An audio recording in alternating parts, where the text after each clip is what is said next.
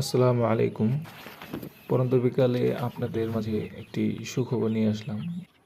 আমার যে খামার আছে, যে অরিজিনাল ফার্মি মুরগি, এই ফার্মি মুরগিগুলো দেখেন এটি হলো বাচ্চা।